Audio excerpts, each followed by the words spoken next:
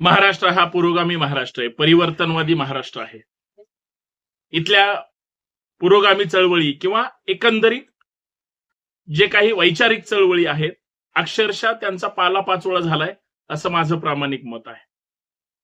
कारण जातीवादी, मनुवादी किंवा कपट्या मनाची माणसं तुम्ही कितीही प्रबोधन केलं असलं तरी ते मात्र या सगळ्याला बरोबर बदनाम करायचं किंवा लोकांना मुख्य प्रवाहापासून दुर्लक्षित करायचा हा राष्ट्रीय कार्यक्रम सध्या काही लोकांकडून सुरू आहे. आणि सगळ्यात महत्वाचं, जाणीवपूर्वक हे महाराष्ट्रामध्ये घडतंय. म्हणून मला असं वाटतं की आपण आयुष्यभर संघर्ष करायचा प्रबोधनाच्या निमित्ताने, गावगाड्यापर्यंत प्रत्येक जाती धर्माचं प्रबोधन करायचं, आणि कुठला तरी एखादा मुद्दा येतो आणि ते सगळं सुपडा साफ करून टाकतं. ठीक आहे, वैचारिक चळवळी मोठ्या झाल्या पाहिजेत, वैचारिक चळवळी ह्या मजबूत सुद्धा झाल्या पाहिजेत,